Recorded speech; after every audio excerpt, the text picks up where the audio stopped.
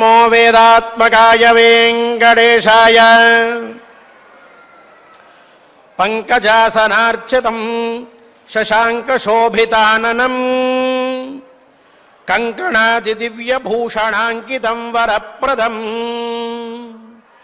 కుంకుమాంకితోరసం శశంఖచక్రనందకం వెంకటేశమిందిరాపదాంకితం భజామహే.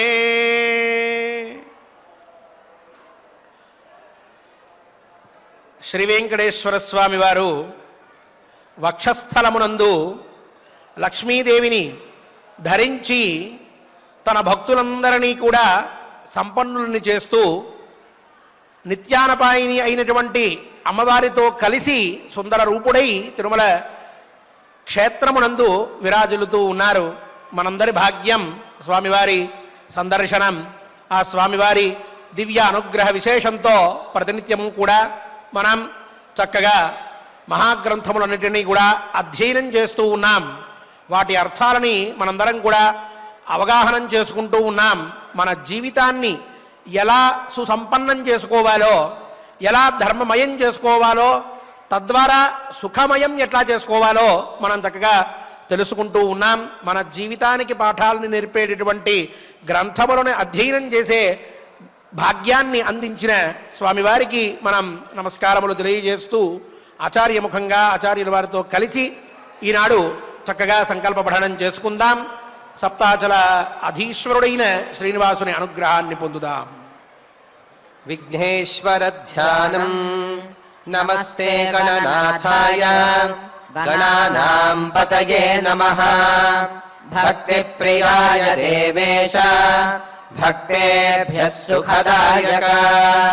శ్రీనివాస ధ్యానం అనంత వేద సంవేద్యం నిర్దోషం గుణసాగరం అతీంద్రియం నిత్యముక్తం శ్రీనివాసమహేనిశం. శ్రీకృష్ణ ధ్యానం వందే నవఘనశ్యామం పీతకౌశేయవాససం సానందం సుందరం శుద్ధం శ్రీకృష్ణం ప్రకృతేః పరం. వ్యాసధ్యానం వేదవ్యాసం స్వాత్మరూపం సత్యసంధం పరాయణం శాంతం జితేంద్రియం క్రోధం సశిష్యం ప్రణమామ్యహం. అథ సంకల్పః. శ్రీమదాదివరాహ క్షేత్రే విరాజమానస్య జగద్రక్షణార్థమవతీర్ణస్య శ్రీమదఖిలాండకోటి బ్రహ్మాండనాయకస్య శ్రీవేంకటేశ్వర స్వామినః పరిపూర్ణానుగ్రహేణ సర్వేషాం భక్తజనానాం ఆదివ్యాధినివృత్తిద్వారా ఆయురారోగ్యైశ్వర్యాభివృద్ధ్యర్థం సర్వారిష్టనివృత్తిద్వారా సకలశ్రేయోభివృద్ధ్యర్థం ధర్మార్థకామమోక్షాఖ్య చతుర్విధ పురుషార్థసిద్ధ్యర్థం సమస్త పాపక్షయార్థం శ్రీపరమేశ్వర ప్రీత్యర్థం శ్రీమన్మహాభారతే వనపర్వణి యథాశక్తి షట్త్రింశాధ్యాయాంతర్గత శ్లోకపారాయణం ఆచార్యముఖేన కరిష్యామహే. శ్రీకృష్ణ పరబ్రహ్మణే నమః. నారాయణం నమస్కృత్య నరం చైవ నరోత్తమం దేవీం సరస్వతీం వ్యాసం తతో జయముదీరయేత్. వైశంపాయన ఉవాచ ఏతద్వచనమాజ్ఞాయ భీమసేనోత్యమర్షణః బభూవ విమనాస్త్రస్తః నచైవోవాచ కించన.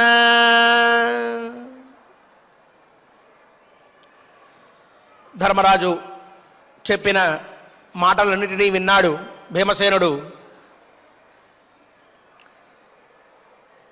సునిశ్చితమైన బుద్ధితో తర్కయుక్తమైన మాటల్ని చెప్పి ఇటు ధర్మానికి ఏమాత్రము లోపం జరగకుండా చూసి తను అనుకున్నటువంటి భావాన్ని అవతల మనిషి మనస్సులోకి జొప్పించి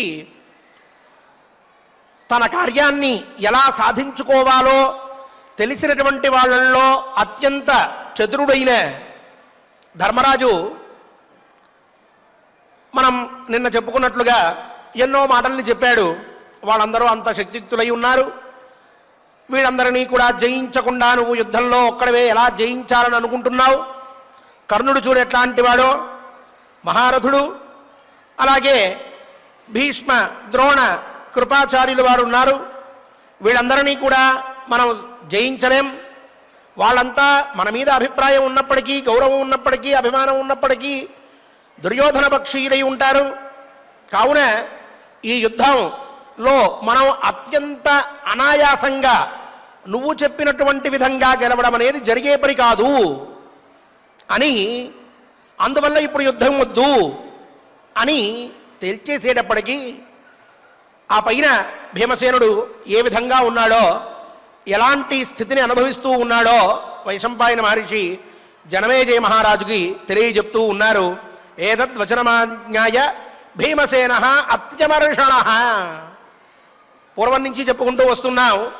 ఆనాడు జరిగినటువంటి సన్నివేశాలన్నిటినీ కూడా మనసులో పెట్టుకుని చాలా ఆగ్రహంతో ఊగిపోతూ అవన్నీ ఇప్పుడు గుర్తుకు వస్తూ ఉంటే, ఒక్కొక్క మాటకి సంబంధించిన బాధ మనసులో పెరిగిపోతూ ఉంటే వాటన్నిటినీ కూడా అణుచుకుంటూ వాటికి ప్రతీకారం తీర్చుకోవలసిన సమయం వచ్చింది కాబట్టి యుద్ధానికి వెళ్దామన్నయ్యా అంటూ యుద్ధం కోసం అని చెప్పి అన్నగారిని ప్రేరేపించే పనిలో ఉన్నటువంటి భీమసేనుడు ఎన్ని మాటలు చెప్పినా సరే అన్నగారు ఒప్పుకోకపోయేటప్పటికీ ఆవేశం పెరుగుతూ ఉండగా, ఉద్వేగం అంతకంతకీ ఎక్కువవుతూ ఉండగా అసహనంతో అమర్షణ, చాలా చికాకు కూడా వచ్చి ఎంత చెప్పినా సరే ఇలానే అంటాడేమిటన్నయ్యా, సరే కానీ అని పై మాట ఏమీ మాట్లాడలేక అన్నయ్య మాట జవదాటడం కానీ, అన్నయ్యకి ఇష్టం లేనటువంటి పని చేయడం కానీ ఇంతవరకు ఎప్పుడూ కూడా అలాంటి ఆలోచన కూడా తెచ్చుకోనటువంటి భీమసేనుడు తనకి ఏమాత్రము కూడా ఇష్టం లేనప్పటికీ అన్నగారి ఆజ్ఞ అట్లా అయినది. జ్యేష్ఠభ్రాత అంటే పితృసముడు, అంటే తండ్రితో సమానమైన వాడు. అటువంటి వాడి మాట జవదాటకూడదు. ఎన్ని కష్టాలు వచ్చినప్పటికీ, కుటుంబం పెరిగినప్పటికీ, ఎన్నెన్నో ఇబ్బందులు వచ్చినప్పటికీ, మనం చెప్పేటువంటి మాట అన్నగారికి అర్థం కావట్లేదనే అభిప్రాయం మనకు కలిగినప్పటికీ పెద్దవాళ్ళు ఒక మాట చెప్పిన తర్వాత విని ఊరుకోవడం, కొంత సహనం వహించడం చాలా ముఖ్యము అనేటువంటి భావన పరిపూర్ణంగా మనస్సులో నింపుకున్నటువంటి వాడు. పైగా అన్నగారు చెప్తున్నారు అనంటే ఏదో ఒక కారణం ఉంటుందిలే అనేటటువంటి ఆలోచన కూడా పెట్టుకున్నటువంటి వాడు. ఏ సమయంలోనైనా సరే అన్నగారి మాటకి ఏ విధమైనటువంటి లోపం జరగకుండా చూడడంలో మొదట ఉండేటటువంటి వాడు అయిన భీమసేనుడు ఇక ఓ పక్క ఉద్వేగం అనేటువంటిది తన్నుకొస్తూ ఉంటే ఈ ధృతరాష్ట్రపుత్రులందరి మీద కూడా మన యొక్క ఆగ్రహం, మన యొక్క ప్రతీకారం తీర్చుకునేటటువంటి సందర్భం వచ్చింది, ఇప్పుడే ఇదే సరైన సందర్భం అని భావించి ఇక అన్నగారు యుద్ధానికి ఒప్పుకుంటారేమోనని అనుకుని అది జరగకపోయేటప్పటికీ కొంత నిరాశ చెంది, అయినప్పటికీ కూడా పైన ఇంకేమీ మాట్లాడకుండా మనస్సంతా కూడా వికలమైపోయినప్పుడు అలాగే అన్నగారి మాటని జవదాటకుండా ఇంకొక మాట మాట్లాడలేకుండా నచయి ఓవాచ కించన, ఇంకే మాట కూడా మాట్లాడకుండా అలాగే నుంచి ఉండిపోయాడట. గంభీరంగా ఉన్నది వాతావరణం. భీమసేనుడా పై మాట మాట్లాడట్లేదు, అర్జునుడా అసలు మాట్లాడదలుచుకోవట్లేదు, నకుల సహదేవుల గురించి చెప్పక్కర్లేదు, ద్రౌపదీదేవి అన్ని మాటలు మాట్లాడేసింది, ధర్మరాజు అందరికీ అన్ని సమాధానాలు చెప్పేశాడు, ఆయన ఇంకేమీ మాట్లాడదలుచుకోవట్లేదు. వాతావరణం మటుకు గంభీరంగా ఉన్నది. నిర్ణయం అనేది పైకి తేల్లా ఇంతవరకు అందరిది కలిపి. ధర్మరాజు నిర్ణయం తెలిసిపోయింది, దానికి కట్టుబడి ఉంటాడు అర్జునుడు, దానికే కట్టుబడి ఉంటారు నకుల సహదేవులు. కానీ వేరొక విధంగా ప్రవర్తిద్దామని చెప్పినటువంటి వాళ్ళు ఇద్దరు ద్రౌపదీ భీములు ఇక ఏం మాట్లాడాలి, ఏం తేలట్లా. ఇక పై మాట ఏదన్నా మాట్లాడతారా, ధర్మరాజు ఇంతవరకు చెప్పినటువంటి మాటలన్నీ కూడా వృథా అయిపోతాయి. లేదు ధర్మరాజు ఇంకేమన్నా చెప్తాడా, ఆ మాటలు ఇంకా వీళ్ళని ఇబ్బంది పడతాయి, ఇంకొంచెం వీళ్ళు బాధని పెంచుకుంటారు తప్ప ఉపయోగం లేదు. ఇక ఏంటి తర్వాత కర్తవ్యం, ఎలా ముందుకు వెళ్ళాలి? 13 సంవత్సరముల పాటు ఇలా ఉండాలి అని నిశ్చయించుకున్నప్పుడు ఈ నిశ్చయంలో ఏంటి ప్రయోజనం, ఇలాగే ఉండడంలో ఏంటి ఉపయోగం? మరి ఇది ధర్మం అనుకున్నాడు ధర్మరాజు, అర్థయుక్తమైనటువంటి ధర్మం కాదు అన్నాడు భీమసేనుడు. మరి ఇప్పుడు ఏమైనా ఆ ధర్మానికి అర్థం అనేటువంటిది జోడించబడుతుందా? ఎలా సాధించడం, ఏ విధమైనటువంటి అర్థం సాధించాలి? అర్థం అంటే ధనము, ఐశ్వర్యము, ఏదో కావలసినటువంటి సంపద, ఇది మాత్రమేనా? భావి కాలంలో మనకు ఉపయోగపడేటటువంటిది ఏదైనా? సరే ఇప్పుడు వీళ్ళు ఇక్కడ కూర్చుని ఈ ఐశ్వర్యాలు అవి సంపాదించలేకపోవచ్చు, కానీ భావి కాలంలో వీళ్ళకు ఉపయోగపడేటువంటివి కొన్ని కావాలి. ఇలాగే ఇప్పటికిప్పుడు ఈ పరిస్థితుల్లో వీళ్ళు అరణ్యవాసాన్ని ఉన్న స్థితిలో ఉన్నట్టుగా చేస్తూ 12 ఏళ్ళు పూర్తి చేసి అజ్ఞాతవాసం కూడా చేసేస్తే ఆ తర్వాత ఏదైనా సమస్య వచ్చినప్పుడు వీళ్ళు అవతల వాళ్ళని ఎదుర్కోగలరా? అంత శక్తి సామర్థ్యములు ఉన్నాయా? ఇంకేదన్నా కావాలా? అవేమన్నా సాధింపబడితే ధర్మరాజు చెప్పినటువంటి ధర్మం అర్థయుక్తం అవుతుంది. కేవలం డబ్బే కాదు మనం చూసేది, మనకు ఉపయోగపడేటువంటిది ఏదైనా, మనకి ప్రయోజనాన్ని చేకూర్చేది ఏదైనా అర్థమే. అలాంటి అర్థం ఏదన్నా సాధించబోతున్నారా? సాధించడానికి ఎవరు వాళ్ళంతట వాళ్ళుగా సాధించాలా? ఇలాగే ఉండాలా? అక్కడే ఉండాలా? వీళ్ళ గమనం మారుతోందా లేదా? అరణ్యపర్వ అనేటటువంటి కథ ఎట్లా, ఏ మార్గంలో వెళ్తోంది? ఇంకా ఇంతేనా? ఇలా కూర్చుని వీళ్ళు మాట్లాడుకుంటూ ఉండడమేనా సంవత్సరాలు అనంటే ఆ సమయంలో అలాంటి గంభీరమైన వాతావరణంలో ఎవరికి ఏమీ ఒక రకంగా పాలుపోనటువంటి స్థితిలో, ఎవరికి నిశ్చయంగా ఈ పని చేయాలి ఆ పని చేయాలనేది లేదు, వనవాసం చేయాలి ఉన్నారు అక్కడ. అలా ఉన్న సందర్భంలో ఇన్ని మాటలు వచ్చాయి. ద్రౌపదీదేవి మాట్లాడడం, ధర్మరాజు మాట్లాడడం, భీమసేనుడు మాట్లాడడం, మళ్ళీ ధర్మరాజు మాట్లాడడం. సరే ఇనై యుద్ధానికి వెళ్ళవద్దు నిశ్చయం చేసుకున్నాడు ధర్మరాజు, చెప్పేశాడు ఆ విషయం. ఆ తర్వాత ఇంకా ఎట్లా ఈ కథా గమనం అనేది ఎలా జరుగుతోంది, వాళ్ళు ఏం చేశారు అన్నప్పుడు చెప్తూ ఉన్నారు వైశంపాయన మహర్షి. తయోహో సంవదతోరేవం తదా పాండవయోర్ద్వయోః ఆజగామ మహాయోగి వ్యాసః సత్యవతీ సుతః. చెప్పుకున్నాం మనం, ఎప్పుడైనా ఎక్కడైతే శూన్యం ఏర్పడుతూ ఉంటుందో అప్పుడు వ్యాస భగవానుల వారు వస్తారు. మహాభారతం మొత్తం మనం తరచి చూస్తే మనకు కనిపించేటటువంటిది అదే. ఎక్కడెక్కడ వ్యాసుల వారి ఆగమనం ఉన్నదో అక్కడంతా కూడా మహాభారతానికి ఒక విశిష్టమైనటువంటి అర్థం ఏర్పడుతూ ఉన్నది. మనం మొదట ఆది పర్వ దగ్గర నుంచి చూసుకుంటే చిట్ట చివరి పర్వ వరకు కూడా మధ్యలో ఎక్కడెక్కడ వ్యాసుల వారి ఆగమనం జరిగిందో అక్కడ ఒక విశిష్టమైనటువంటి కథ ఉంటుంది, కథ మలుపు తిరుగుతుంది, కథలో ఇంకొంత విశేషం ఏర్పడుతుంది, ఎంతో హృదయంగా కూడా ఉంటూ ఉంటుంది అంటున్నారు.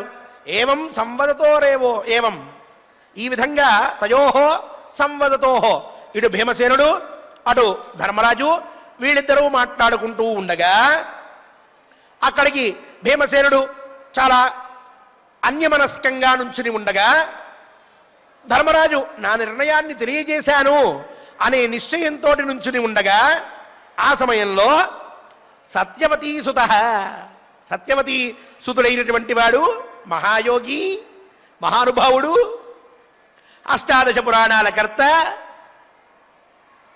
మహాభగవానుడు, సాక్షాత్తు నారాయణ స్వరూపుడు అయినటువంటి వేదవ్యాస మహర్షి అక్కడికి వచ్చారయ్యా. జనమేజయుడు వింటూ ఉంటే చెప్తూ ఉన్నారు వైశంపాయన మహర్షి. అక్కడికి వచ్చి వ్యాసుల వారు సోభిగమ్య యథాన్యాయం పాండవై ప్రతిపూజిత యుధిష్ఠిరమిదం వాక్యం ఉవాచ వదతాం వరః. అల్లంత దూరం నుంచి కనిపిస్తోంది వ్యాసుల వారు రావడం. అయిపోయింది, వాతావరణం అంతా చల్లబడింది. అందరూ చూశారు వ్యాసుల వారు రావడం. మహానుభావుడు వస్తున్నాడు, ఈరోజు మనల్ని అనుగ్రహించడానికి దయచేస్తున్నాడు అని భావించారు అందరూ కూడా. ద్రౌపదీదేవి వెంటనే ఆయన పూజకు కావలసినటువంటి పుష్పాలు, నీళ్లు, దర్భాసనము మొదలైనవి తీసుకురావడానికి వెళ్ళింది. భీమసేనుల వారు అప్పటిదాకా ఆగ్రహంతో అన్యమనస్కంగా ఉన్నటువంటి వాడు ఒక్కసారిగా వినయాన్వితుడై నమస్కారం చేస్తూ చేతులు రెండు ఇట్లా పెట్టి ఆయన అలా చూస్తూ ఉంటే, అర్జునుడు అలాగే ఉన్నటువంటి వాడు ఆ వ్యాసుల వారి సందర్శనానంతరం మనస్సులో ఒక రకమైనటువంటి ఆహ్లాదం కలిగేటప్పటికీ, ఈ వివాదం సమసిపోయింది అన్న నిశ్చయం వచ్చేటప్పటికి ప్రసన్నమైన వదనంతో ఆయన యొక్క ఆగమనాన్ని చూస్తూ ఉంటే, నకుల సహదేవులిద్దరూ కూడా కావలసిన ఏర్పాట్లు చేస్తూ ఉంటే ధర్మరాజు వెంటనే ఆయన్ని ఆహ్వానించాడు.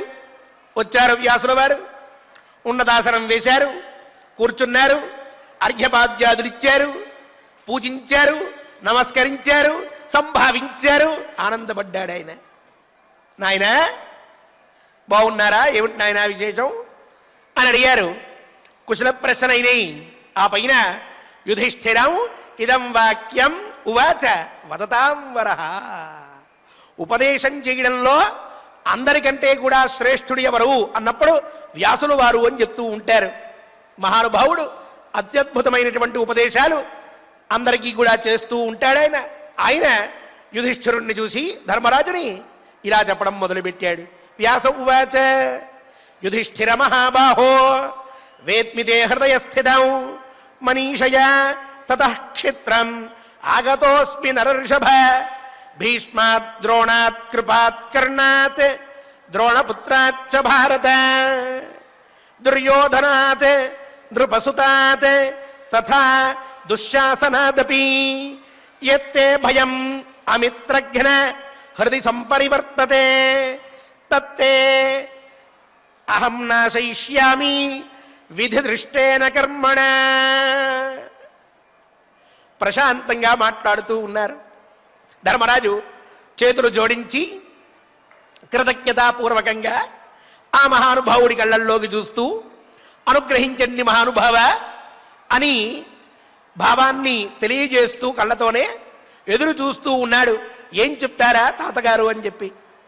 ఆ ధర్మరాజు ఉన్నటువంటి స్థితిని చూసి ఆయన మనస్సులో ఉన్న ఖేదాన్ని మొత్తాన్ని పోగొట్టడానికి వ్యాసుల వారు ఆరంభించారు మాట్లాడటం.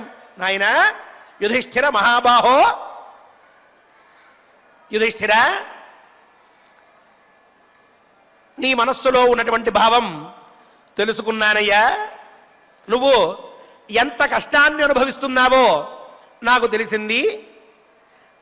వేత్మితే హృదయ స్థితం మనీషయా, నా బుద్ధితోటి నేను నీ హృదయంలో ఉన్న భావాన్ని పసిగట్టి వెంటనే క్షిప్రం ఆగతోస్మి, చాలా వేగంగా ముందు నీ దగ్గరికి రావాలి, నీ మనస్సులో ఉన్నటువంటి బాధని మొత్తాన్ని పోగొట్టాలి, కర్తవ్య బోధ చెయ్యాలి అన్న అభిప్రాయంతో ఇక్కడికి వచ్చాను. నాకు తెలుసు నువ్వు భయపడుతున్నావు, బాధపడుతూ ఉన్నావు. ఈ క్షణంలో యుద్ధం అంటే అది జరిగే పని కాదు అని నీకు నిశ్చయంగా తెలుసు. అయితే ఒకవేళ భావి కాలంలో యుద్ధమే సంభవించవలసి వస్తే వీళ్ళందరితోటి ఎలా వేగేది అని నీ మనస్సులో ఒక బాధ భయం మూటగట్టుకుని ఉన్నాయి, గమనించాను. భీష్మాత్ ద్రోణాత్ కృపాత్ కర్ణాత్, అటేమో భీష్ముల వారు ఉన్నారు, అలాగే ద్రోణులు, కృపాచార్యులు, కర్ణుడు, ద్రోణపుత్రాచ్చ భారత. ఇక ద్రోణుల వారి పుత్రుడైన అశ్వత్థామ, దుర్యోధనాత్ నృపసుతాత్, రాజు అయినటువంటి ధృతరాష్ట్రుడి పుత్రుడైన దుర్యోధనుడు, అలాగే తథా దుశ్శాసనాదపి, ఇక దుశ్శాసనుడు వీళ్ళందరి వల్ల కూడా ఏదైతే ఎత్తే భయం అమిత్రఘ్న హృది సంపరివర్తతే, వీళ్ళందరూ రేపు ఒకవేళ యుద్ధమే చెయ్యవలసి వస్తే ఇంతమందిని కూడా నాశనం చేయడానికి సమర్థులై ఉన్నారు. ద్రోణులు వారు సామాన్యుల, భీష్మాచార్యుల వారు సామాన్యుల, కర్ణుడు సామాన్యుడ, మహారథుడు అశ్వత్థామ ఆయన్ని ఆపడం ఎవరితమైనా అవుతుందా? చివరిలో నారాయణాస్త్రం వేస్తాడు మహానుభావుడు. అటువంటి వాళ్ళు అటు ఆ శత్రుపక్షంలో ఉండగా ఇప్పుడు మనం ధర్మంతో 12 సంవత్సరములు ఈ అరణ్యవాసాన్ని పూర్తి చేసి అజ్ఞాతంగా 1 సంవత్సరం కూడా ఉండి ఆ పైన రాజ్యానికి వెళ్తే నీ రాజ్యం నీకివ్వను పో అని దుర్యోధనుడు అన్నప్పుడు ఏదో నయానా భయానా అన్ని ప్రయత్నాలు చేసి అప్పటికీ ఒప్పుకోకపోతే యుద్ధమే సంభవిస్తే వీళ్ళందరి నుంచి కూడా ఎట్లా మనం మన రాజ్యాన్ని పొందవలసింది, వీళ్ళందరి నుంచి ఎట్లా తప్పించుకోవాలి, వీళ్ళని ఎట్లా ఎదిరించాలి, వీళ్ళని ఎదిరించి అవతల ఉన్నటువంటి వారిని ఓడించి రాజ్యాన్ని స్వీకరించి జీవనాన్ని కొనసాగించాలి అనేది అయ్యే పనేనా అని నీ మనస్సులో ఇప్పుడు ఎన్నో రకాలైనటువంటి ఆలోచనలు భయాన్ని రేకెత్తిస్తూ ఉన్నాయి. గమనించాను, నేను తెలుసుకున్నాను. అందుకనే తత్తేహం నాశయిష్యామి విధి దృష్టేన కర్మణ అంటున్నారు మహాత్ములు. విధి దృష్టేన కర్మణ. నాయనా, ఇప్పటికిప్పుడు ఆ అశ్వత్థామని జయించాలి అనన్నా, భీష్మాచార్యుల వారిని జయించాలి అనన్నా, ఇంకో 4 రోజులు బాగా తింటే కండలు పెరుగుతాయి, అప్పుడు ఇంకొంచెం గట్టిగా కథతో భీమసేనుడు కొట్టవచ్చనో, లేక ఇంకొంచెం బాగా ప్రయత్నం చేస్తే బాగా శిక్షణ తీసుకుంటే అరణ్యంలో ఉన్న పశుపక్ష్యాదులన్నిటిని వేటాడితే ఇంకొంచెం అర్జునుడికి ఈ విలువిద్యలో ఇంకొంత గొప్పదైనటువంటి ప్రావీణ్యం వస్తుంది అనైనా ఎవరన్నా అనగలరా? ఈనాటికే వీళ్ళు లోకోత్తర వీరులు. పైగా వీళ్ళకి ఇంకోసారి ఏదో విధమైన శిక్షణ ఇచ్చి ఇంకొంతమంది గురువుల దగ్గరికి పంపించి ఇవన్నీ ఇప్పుడు చేసినా వీళ్ళకేమీ అయ్యేది కాదు. వీళ్ళకి కావలసింది కేవలం దైవ సహాయం మాత్రమే. మానుష సహాయములన్నీ పొంది ఉన్నారు. ఒక పరిపూర్ణమైనటువంటి వీరుడికి ఉండవలసిన లక్షణములన్నీ ఉన్నాయి. కాకపోతే శత్రుపక్షంలోనేమో అంతమంది, ఇక్కడేమో వీళ్ళు ఒక్కొక్కరు మాత్రమే. కావున ఈ ఒక్కరైనా సరే అంతమందిని అడ్డుకోవాలి అని అంటే ఒక ఉపాయం కావాలి. ఆ ఉపాయం కూడా శాస్త్రీయమైనటువంటి ఉపాయమై ఉండాలి అంటున్నారు. విధి దృష్టేన కర్మణ, శాస్త్రీయమైనటువంటి ఉపాయంతో నేను తే అహం నాశం భయం నాశయిష్యామి, నీ భయాన్ని నేను నాశనం చేస్తాను. వ్యాసుల వారి ప్రతిజ్ఞ అన్నారు ఆయన ఆ మాట. వెంటనే ధర్మరాజు ఒక్కసారిగా చిరుమందహాసం చేస్తూ చూస్తూ ఉన్నాడు తాతగారి వైపు. పైన కూర్చుని ఉన్నారు ఆయన, ఆ పక్కన వీళ్ళు కూర్చున్నారు కింద. మహాగురువులా కనిపించాడు. ఇలా చేతులతోటి నమస్కరించారు. నీ భయాన్ని మొత్తాన్ని నేను పోగొడతాను, నీ మనస్సులో ఈ భయం ఉన్నది కాబట్టే నువ్వు ఇలా ఉన్నావు, నువ్వేం భయపడవద్దు, శాస్త్రీయమైనటువంటి ఉపాయంతో పోగొడతాను అనేటప్పటికీ ఏనుగెక్కినటువంటి ఆనందం కలిగింది ధర్మరాజుకి. చాలా ఆనందపడుతూ ఉన్నాడు. ఏమీ తోచనటువంటి స్థితిలో తనంతట తానుగా వచ్చి అభయం ఇచ్చి నిన్ను కాపాడుతాను అని ఆ మహానుభావుడు చెప్తూ ఉంటే ధర్మరాజుకి ధర్మం యొక్క ఫలితం ఇదే కదా అన్న ఆనందం కలుగుతోంది. అన్నాడు, నేను ధర్మాన్ని తప్పను అని చెప్పి తత్పూర్వమే. ఏదైనా జరగవచ్చు, నేను పట్టుకున్నటువంటిది చిన్న ధర్మమే కావచ్చు, నువ్వు చెప్పింది చాలా ఉత్తమమైనటువంటి ధర్మమే కావచ్చు భీమసేన, కానీ నేను ఏ ధర్మాన్ని ఆశ్రయించానో దాన్ని రాజ్యం కోసం విడిచిపెట్టను ప్రతిజ్ఞ చేశాడు. ఆ ధర్మాన్ని పట్టుకుని వేలాడడం వల్ల కలిగిన ప్రయత్నం ఫలితం ఇగో వ్యాసుల వారి రూపంలో వచ్చింది. ఎక్కువ కాలం ఆగవలసిన అవసరంలే.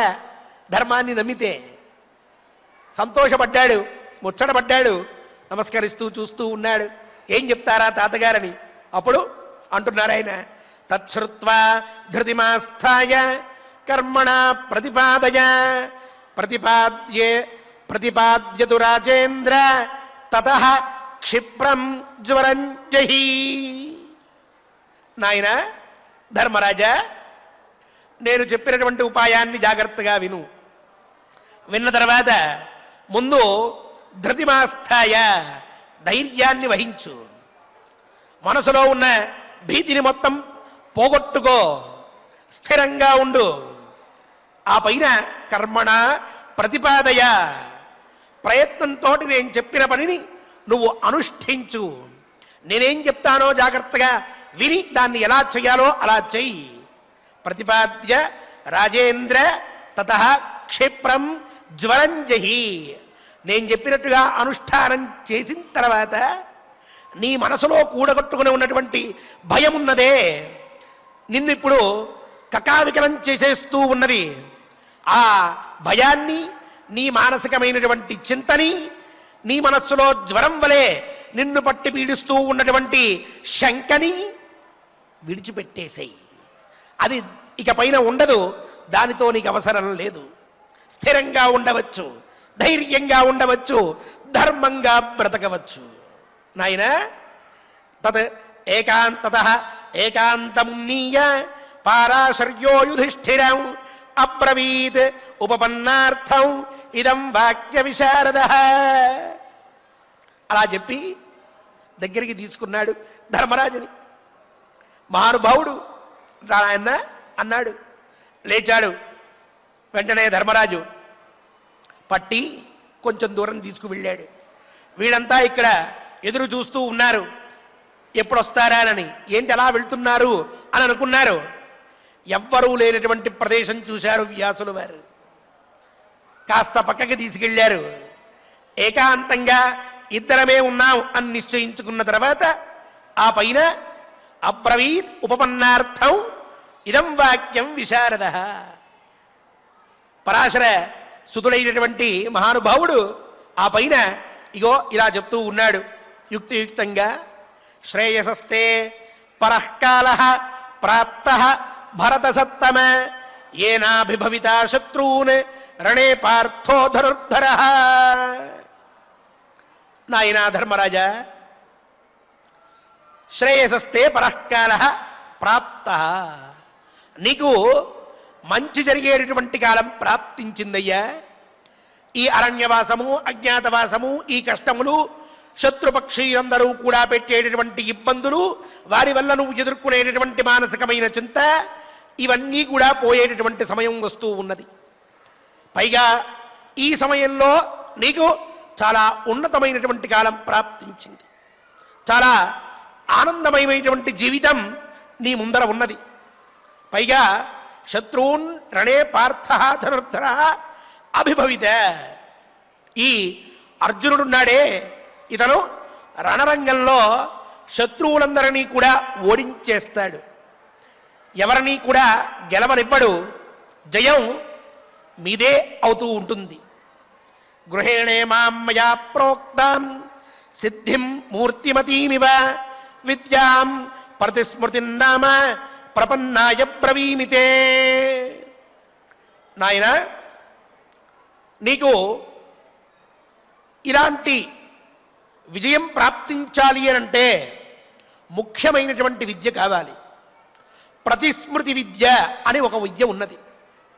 నేను నీకు ఇప్పుడు దాన్ని చెప్తూ ఉన్నాను. తీసుకో, అనుష్ఠానం చేయి. నేను నీకే ఎందుకు చెప్తున్నాను అన్ని కనిపించవచ్చు. నువ్వు నన్ను ఆశ్రయించావు, నువ్వు ధర్మంగా ఉన్నావు, నువ్వు నావాడివి, నీ దగ్గర అన్ని గుణములు ఉన్నాయి కాబట్టి నీకు ఈ విద్యను చెప్తూ ఉన్నాను. జాగ్రత్తగా దీన్ని నువ్వు ముందు గ్రహించు. గ్రహించిన తర్వాత నువ్వు సాధించి అనుష్ఠానం చేసి ఆ పైన ఆ విద్యని నువ్వు ఇంకొకరికి ఇవ్వవలసి ఉంటుంది. తద్వారా మీకు కావలసినవన్నీ జరుగుతాయి అని చెప్పి యామవాప్య మహాబాహు అర్జున సాధయిష్యతి అస్త్రహేతోర్మహేంద్రంచ రుద్రంచైవాభిగచ్చతు వరుణంచ కుబేరంచ ధర్మరాజంచ పాండవ శక్తోహ్యేష సురాన్ ద్రష్టుం తపసా విక్రమేణ చ ఋషిరేష మహాతేజాః నారాయణ సహాయవాన్ పురాణః శాశ్వతో దేవః త్వజేయో జిష్ణురచ్యుతః అస్త్రాణీంద్రాచ్చ రుద్రాచ్చ లోకపాలేభ్య ఏవ చ సమాదాయ మహాబాహు మహత్కర్మ కరిష్యతి అంటూ ఉన్నారు. నాయన, నువ్వు ఈ విద్యని అనుష్ఠానం చేసిన తర్వాత ఇంకొకరికి ఇవ్వవలసి ఉన్నదే.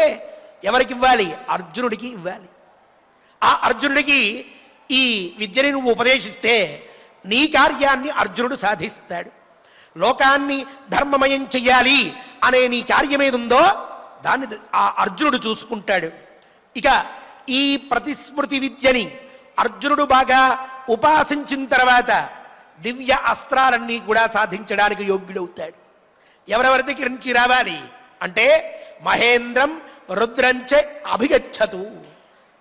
ఇక సాక్షాత్తుగా ఆ దేవాధిపతి అయినటువంటి ఇంద్రుణ్ణి, అలాగే మహేశ్వరుణ్ణి, వరుణంచ కుబేరంచ ధర్మరాజంచ పాండవ, వరుణుణ్ణి, కుబేరుణ్ణి, ధర్మరాజుని వీళ్ళందరినీ కూడా ప్రత్యక్షంగా ఈ అర్జునుడు చూడవచ్చు, వాళ్ళ దగ్గరికి వెళ్ళవచ్చు.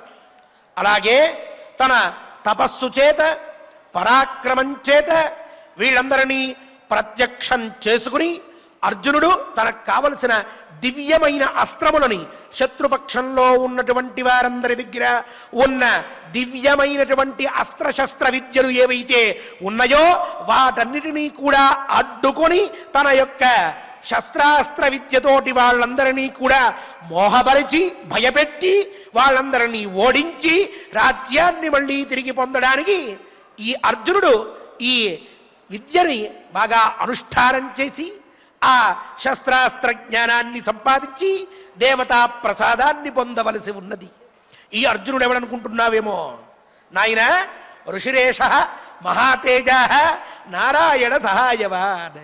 ఈ అర్జునుడు ఋషి, సాక్షాత్తుగా ఋషయ్య, నరనారాయణులు అని చెప్పేటప్పుడు నారాయణుడు సాక్షాత్తు శ్రీ మహావిష్ణువైతే నరుడు ఈ అర్జునుడు ఋషి.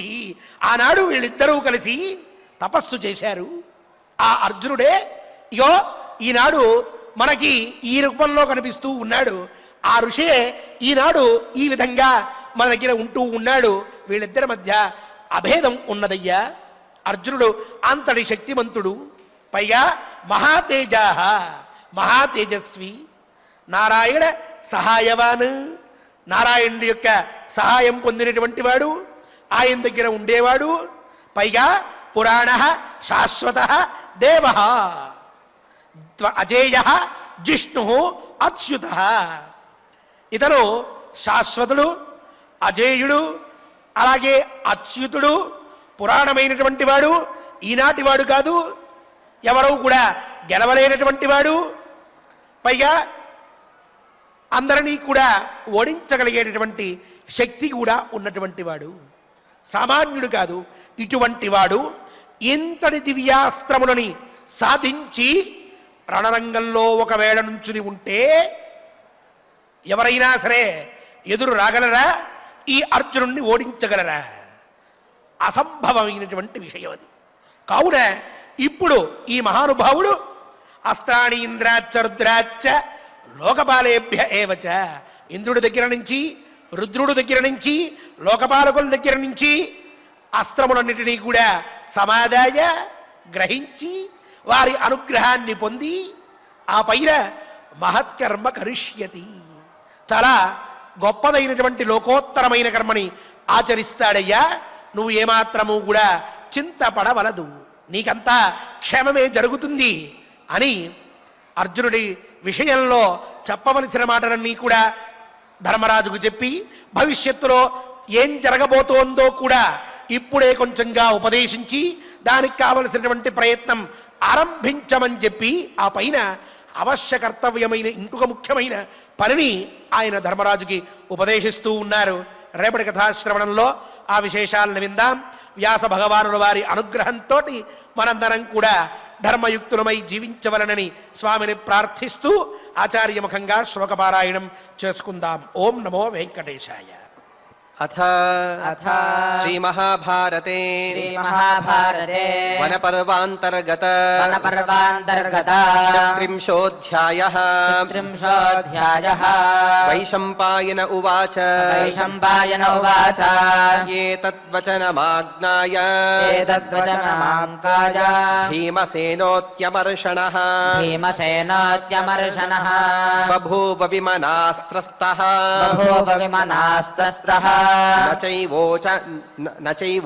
నచైవోవాచ కించన తయోః సంవదతోరేవం తదా పాండవయోర్ద్వయోః ఆజగామ మహాయోగి వ్యాసः సత్యవతీ సుతః సోభిగమ్య యథా న్యాయం పాండవైః ప్రతిపూజితః యుధిష్ఠిరమిదం వాక్యం ఉవాచ వదతాం వరః యుధిష్ఠిర మహాబాహో వేద్మి తే హృదయస్థితం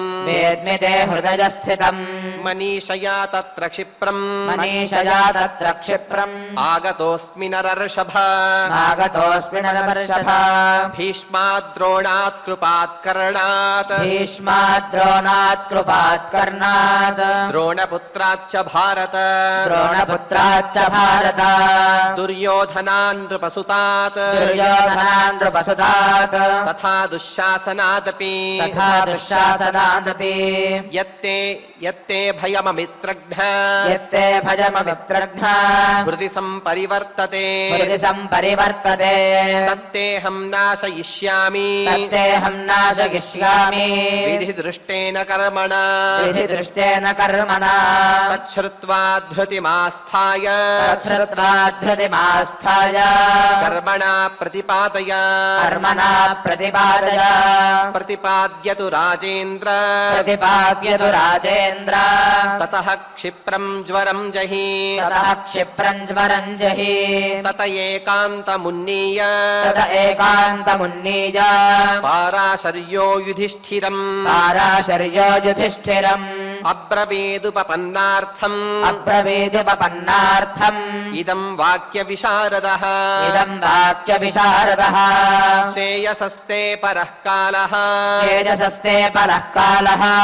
ప్రాప్తో భరతసత్తమా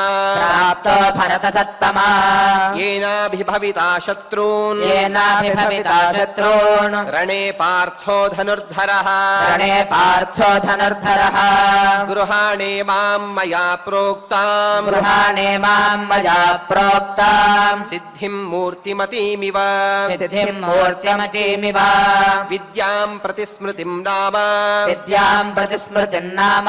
ప్రపన్నాయ బ్రవీమి తే యామవాప్య మహాబాహుః అర్జునః సాధయిష్యతి అస్త్రహేతోర్మహేంద్రం చ రుద్రం చైవాభిగచ్చతు వరుణం చ కుబేరం చ ధర్మరాజం చ పాండవ శక్తో హ్యేష సురాన్ ద్రష్టుం తపసా విక్రమేణ చ ఋషిరేష మహాతేజాః నారాయణ సహాయవాన్ పురాణ శాశ్వతో దేవస్తు అజేయో జిష్ణురచ్యుతః स्तुतः अस्त्राणीन्द्राच्च रुद्राच्च अस्त्राणीन्द्राच्च रुद्राच्च लोकपालेभ्य एव च लोकपालेभ्य एव च समादाय महाबाहुः समादाय महाबाहुः महत्कर्म करिष्यति महत्कर्म करिष्यति इति श्रीमहाभारते श्रीमहाभारते वनपर्वान्तर्गत वनपर्वान्तर्गत अर्जुनाभिगमन पर्वणि अर्जुनाभिगमन पर्वणि काम्यकवनगमने काम्यकवनगमने षट्त्रिंशेऽध्याये त्रिंशेऽध्याये 14 श्लोकाः 14 श्लोकाः ఓం నమో వెంకటేశాయ. స్వామివారి గోవిందనామ సంకీర్తనాన్ని చక్కగా మనందరం అన్నమాచార ప్రాజెక్ట్ కళాకారులతో కలిసి చేసుకుందాం. స్వామివారి అనుగ్రహాన్ని పొందుదాం. పనేసియా మెరిడియన్ హాస్పిటల్స్ ప్రతి సామాన్యుడికి అందుబాటులో అంతర్జాతీయ వైద్య ప్రమాణాలతో వైద్యం, 24 గంటల అంబులెన్స్ సర్వీసుతో పాటు అత్యవసర సేవలతో ఏర్పాటైన చికిత్సా విభాగం.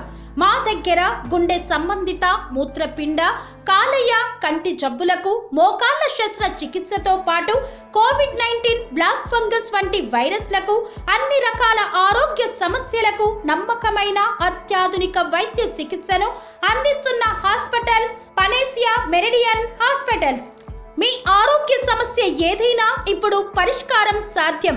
సంపూర్ణ ఆరోగ్యం కోసం సంప్రదించండి Panacea Meridian hospitals. Opposite Bheeramguda Kaman, RC Puram, Sangareddy district. Pin code 502032. సంప్రదించాల్సిన ఫోన్ నెంబర్ 0845524177 మరియు 7893757770.